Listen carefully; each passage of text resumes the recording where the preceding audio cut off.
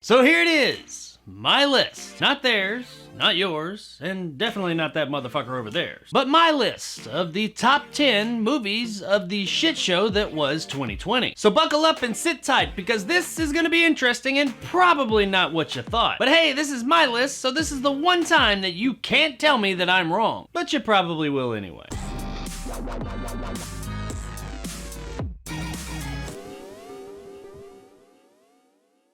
The top 10 movies of 2020. Now it's only January 1st of the taping of this video, and I've already watched a whole bunch of top 10 lists of 2020. You guys are a lot quicker than I am with your content. Now real quick, before I get started, I do want to say that I didn't see every movie that came out. I saw a whole bunch of them, but I didn't see everything. I don't know of anybody who saw all the movies. Out of the 123 movies that I watched that actually came out in 2020 this year, I reviewed 112 of them. So I did review the vast majority of the movies that came out this year that I saw. But even then, I didn't see everything. So if there's just some amazing movie that's not on this list and I don't have a review of on my channel, there's a good chance I haven't seen it yet. And that is just what it is. Real quick, I did want to just bring up a couple of honorable mentions that didn't quite make the list. Honestly, a couple of these aren't necessarily in the running for the list, but they do deserve mention for some reason or another in 2020. And that first one would be Bill and Ted Face the Music. 2020, with all the shit that happened, it gave us a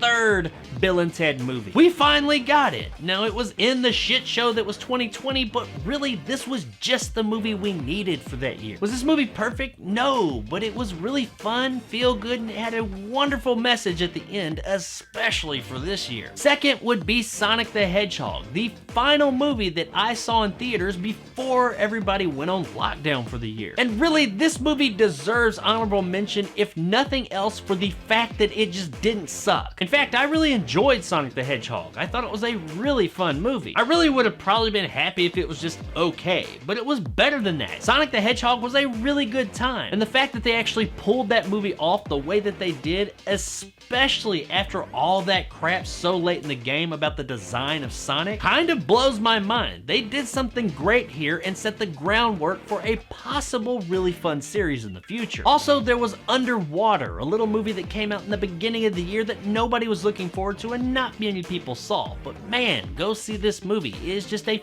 fun time. It is a great movie that has an ending you are totally not expecting. These last two honorable mentions are kind of out there, weird little independent movies, but they're absolutely worth your time. The first being the weirdest of all, which would be Butt Boy. I don't know what else I can say about this movie without going into great detail and probably scaring you off from it, but just know that it is as strange as that title, and it's totally worth checking out, if nothing else, just to say that you saw Butt Boy. The movie really is a good time, but it is pretty fucking out there. And last in my honorable mentions, just barely missed my top 10 list. It was actually in the top 10 all the way up to right before shooting this video, and that would be Rent-A-Pal. This movie was just great all around, and I had a really good time with it. It's kind of an odd premise, but by the end, it all really makes sense, and it's done just so well. It's also one of the most unnerving movies you'll see all year. There's some really kind of weird, uncomfortable stuff that happens in this movie, but it is just really good. So with all that being said, let's get this party started with number 10.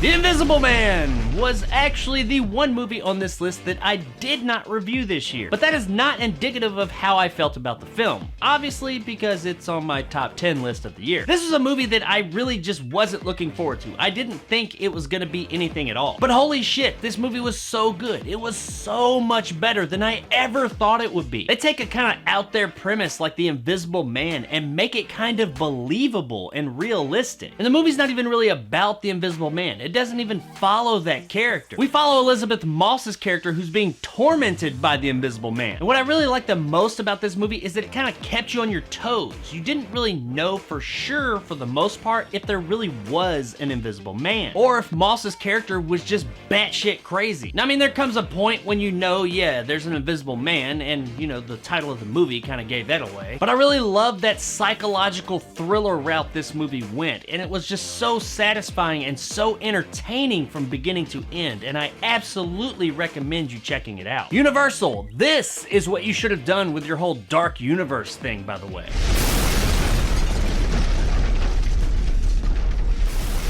Looks That Kill was branded and sold as kind of a little quirky little comedy. And it was, but it was also so much more than that. This movie had heart for days, like so much more heart and emotion than I ever expected out of this flick. It tells an interesting, funny, yet very personal, heart-wrenching story that while quirky and funny at times, it also has some truly emotionally draining scenes as well. The end of this movie is one of the most emotional roller coasters I've been on all year. Brandon Flynn and Julia Tellis absolutely knocked these performances out of the park. They 100% sell this great little movie. The fact that they were able to take such an odd, kind of out there premise and make it believable and actually make you care about these characters so much really speaks volumes to how good this movie was overall. Looks That Kill was a fantastic film that you should absolutely check out, but if you do, make sure you got that tissue box real close by.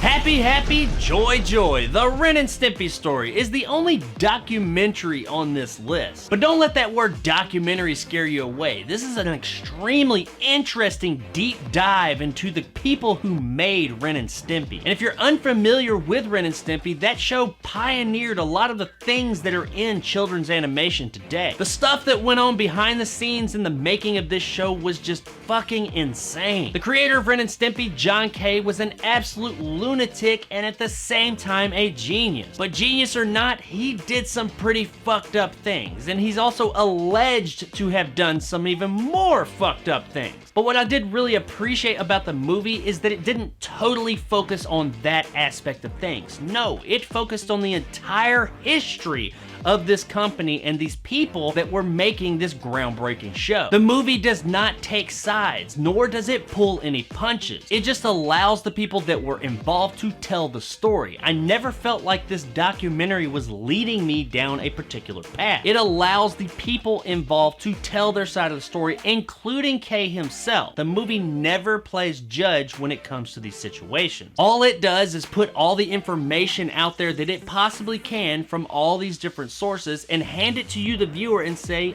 you decide. So for Ren and Stimpy fans, this is an absolute watch. And for anyone else, even if you haven't even heard of Ren and Stimpy, this is still an extremely fascinating documentary.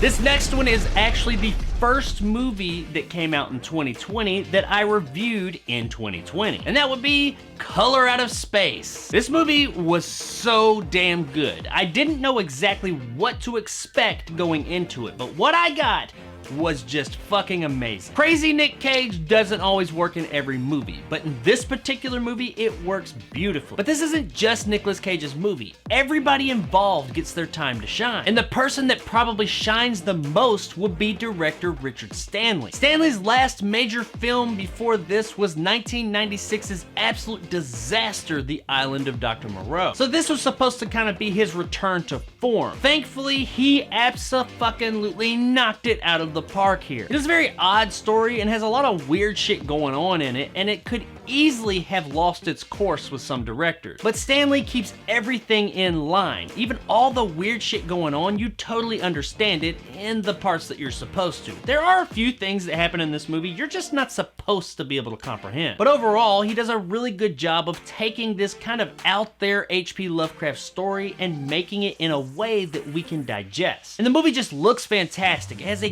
great aesthetic, and just every frame of the film looks wonderful. While the movie is a bit of a slow mover at times, it has a very steady pace that works up to an insanely over-the-top ending. H.P. Lovecraft fans should be very pleased as well. Lovecraft's work hasn't always gotten all the tender love and care that it needs from Hollywood, but Color Out of Space absolutely changes that, and I totally recommend everybody see it. Now, it's got some tough parts for the squeamish, but that doesn't change the fact that this is an absolutely wonderful horror film that will have you thinking about it for days, and if you've got the stomach for it, you should absolutely check this one out.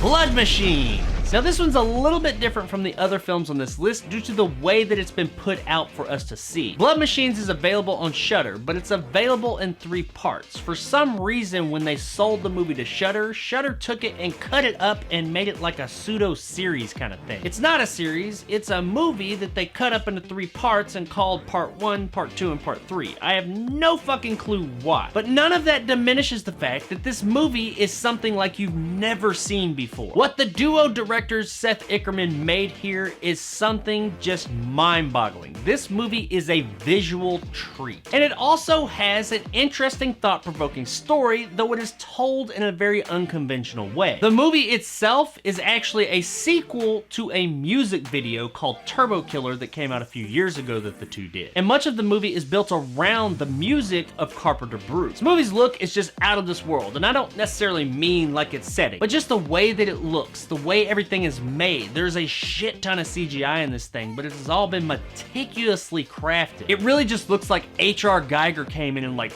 puked up every idea he's ever had onto the screen, and they just made it fucking work. It is a beautiful, entrancing visual treat. The story, while interesting and intriguing, could be interpreted in about 100 different ways. Yeah, there's some common themes for sure, but this level of storytelling is different than anything you've ever seen before. I know that sounds kind of weird, and some of you might be like, you know, I don't know if I'm totally ready for this. It just sounds like an extended music video or something. It's not that. Just go into this thing with an open mind and understand you are getting something extremely unconventional. And while I do enjoy the story and the themes and everything that's going on here, and those are great, this movie is absolutely a visual and audio masterpiece. Give it a chance and check it out, and I think you'll at least agree that it is like nothing else out there and totally unique.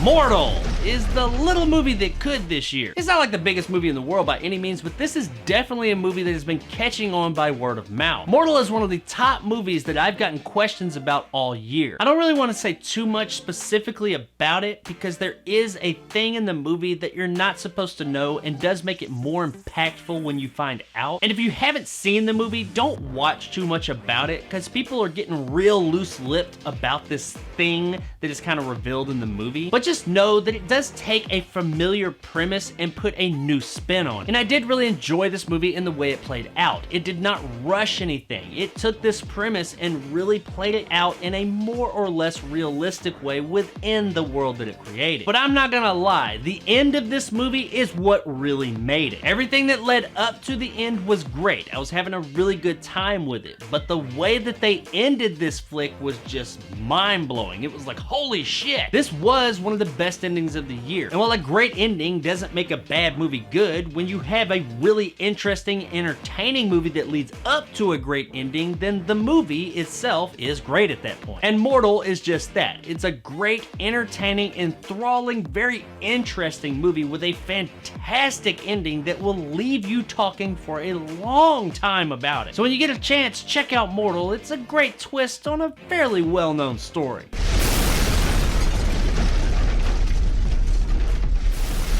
Miriam is a weird fucking movie. It's one of the weirdest, if not the weirdest, movies of the year. But it's that good kind of weird that keeps you really interested till the end. The vast majority of this movie is just Imogen Poots and Jesse Eisenberg trying to figure out this crazy situation they're in. It's mostly just these two, and they do a fantastic job here. It's ultimately about a couple that gets stuck in this new neighborhood of cookie-cutter houses and cannot find their way out. That's not weird enough, they have a baby delivered to them one day and are told via note that if they raise the child, they will be released from the neighborhood. I did say that this was weird, right? This kid does some really weird, unnerving shit. Most unnerving of all is the way that he talks. Every time this kid talks, it's voiceover by like a grown man. And it is the weirdest fucking thing. You've got like this little kid sitting there using this grown man's voice, and he doesn't act like a normal little kid. He pretty much just repeats everything that they say and screams a lot.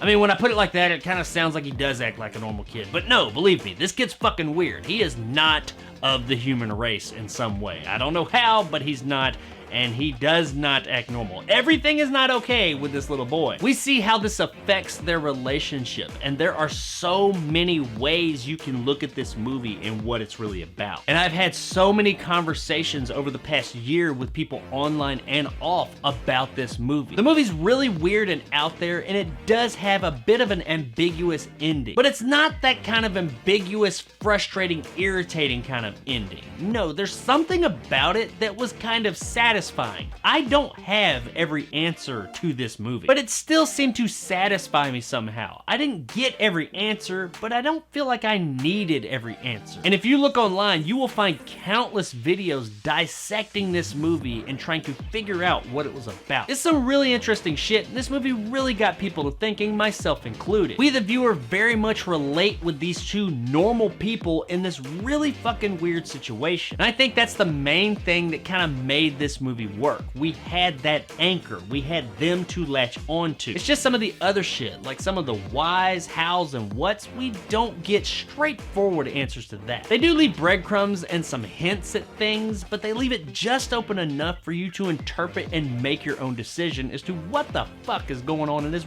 really weird yet fantastic movie.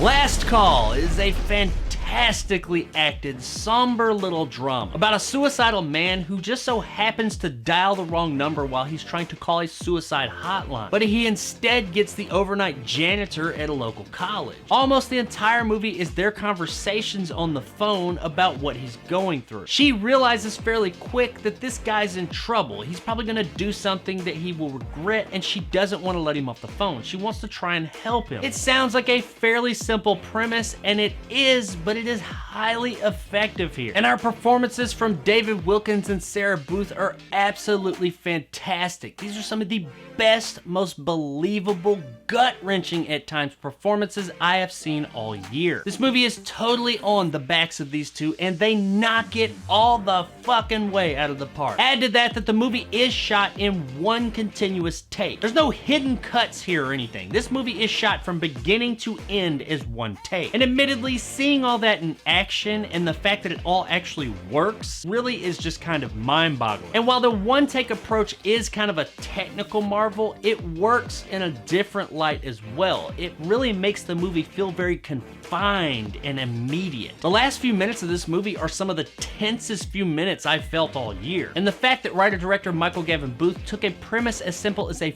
phone call and turned it into such an enthralling film is absolutely amazing and totally worth your time. And I absolutely recommend everybody track down this wonderful little indie film. So here it is, the final two, and this was probably the hardest two spots for me to fill. Not for the two movies I picked. I knew what two movies were gonna go in these two spots, but I had a really hard time deciding which one was gonna go where. I loved both of these movies so much for vastly different reasons, and I had the hardest time in the world trying to decipher which one I liked maybe just a little bit more or less than the other. The fact of the matter is neither. I thought both of these movies were fucking amazing. These are the best two movies of the year in my opinion. So while I did eventually put one in that number one spot, know this, when it comes to these final two movies, they are both equally amazing for vastly different reasons. So what are these two movies, you ask? Well, let's start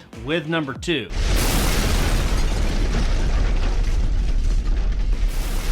Archive. Where to begin with this movie? Archive is probably the movie that has stayed with me the most throughout this year since I saw it. Every time somebody said, hey, what's a good movie I should watch that came out this year, Archive was always at the top of the list. There were other movies for sure that I could recommend, but the first one that always popped in my head was Archive. I don't want to go into great detail about what Archive's about because that would spoil the experience. Just know that it is just a wonderful wonderfully interesting, enthralling film. In this future that this movie takes place in, they are able to take a person who has recently died and put them in this box to where they can communicate with their loved ones for a period of time after death. They call this archiving. It gives the family members and the person who passed away an opportunity to say goodbye to each other. When a loved one for our main character passes away, he does have them archived, and the company he works for pays for this process in return for him working on these robots for them, because apparently archiving is really expensive, I guess. But that's not all Archive's about. It's also about this man and his loss and how he's dealing with it. Is archiving okay? Is it really healthy to have someone who is close to you that has passed away still somewhat alive in one way or another in your living room? At that point, are you like stunting the grieving process, the moving forward process? There's also a lot of other stuff going on in the movie, such as a subplot with a mysterious intruder and everything that goes along with that. As I said, I don't really want to say too much about the story of Archive because there's so many twists and turns and interesting things that happen that I don't want to spoil it for anyone who's going to watch it. But just know that ever since watching this movie, it has stayed with me. I have thought about this movie throughout the years since seeing it. And I'm not the only one. I get comments about this movie all the time. And it was just so interesting and entertaining to watch from beginning to end. But speaking of that end, by the way, holy shit, it is kind of fucking mind-blowing. Archive was absolutely one of the two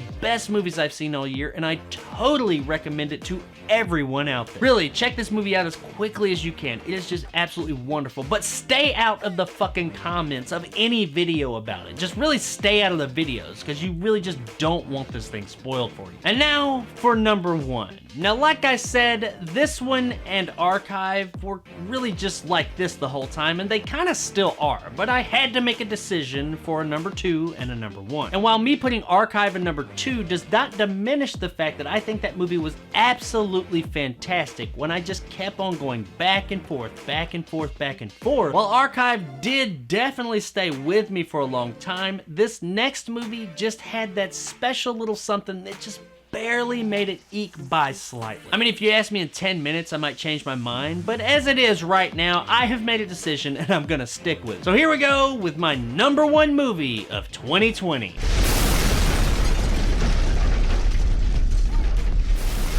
Possessor is an absolutely wonderfully fantastic film that is also really fucking twisted at times. You got a weak stomach? Well, you might want to stay away from this one because holy shit, it's got some super ultra violent parts to it. Possessor is one of the most interesting, well thought out stories I have seen in a really long time. The basic premise is that in the near future, we had the technology for a person to kind of get in this machine that's kind of like the one from Assassin's Creed and enter another person's mind and take control of their body for a period of time. And there's a secret covert company of pretty much assassins for hire that do this to take out their targets. They take over someone so that they can get close to their targets and then violently execute them. And their top agent is played by Angela Riceborough. When she takes on a new high-profile contract, she inhabits the body of Christopher Abbott. And then the movie becomes this tug-of-war game between the two consciousnesses in this one body. This is probably the most interesting and definitely most well thought out premises we've seen all year. And the performances all around are just absolutely fantastic. But it's the direction that really wins the day here. Brandon Cronenberg's eye for detail and the snappy pace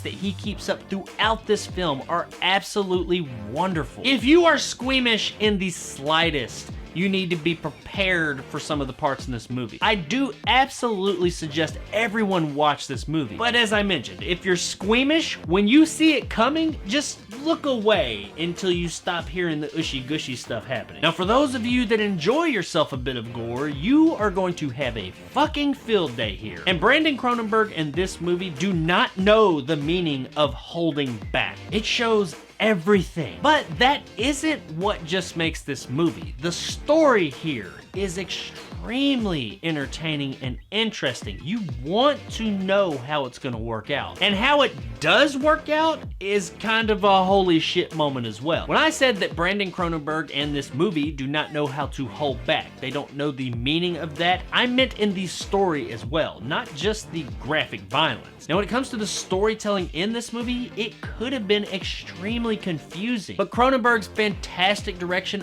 always keeps the ship on course, and it provides a fantastic pace from beginning to end. There are no lulls in this movie. I was glued to the screen from beginning to end. I had a really hard time looking at this movie and finding any flaws whatsoever, and I would absolutely recommend this movie to everyone out there because it is absolutely fantastic. And that's why, in my opinion, Possessor is the absolute best movie to come out in 2020. So there it is, guys, my list of the top 10 movies of 2020. There's probably some picks in there that you don't agree with. Hell, some of you probably disagree with all my picks. There's probably some movies that you loved and you're like, why wasn't this in your top 20? Well, it's because I didn't love that movie as much as you did. Like I said, I watched 123 movies that came out this year. That's not how many I watched total. I watched a lot more movies, but that is 123 2020 movies I watched. I had to pick 10 out of 123 movies that I saw. And this was my opinion. These are the movies I like the most. These weren't necessarily the highest rated films on my channel. These are the movies that, when looking back, that just stuck with me the most, that I looked at and said, that's the one. There's something special about that movie to me. Because this is my list. This is the movies that I enjoyed the most. But you guys tell me what you thought. What did you think about my picks, and what were your picks of 2020? And of course, if you enjoyed and want more content like this, hit that subscribe button and help my little channel grow. If you liked what I had to say, give me a like. If not, let me know in the comments below why. And as always, stay sexy 2020. Doubt that's gonna happen.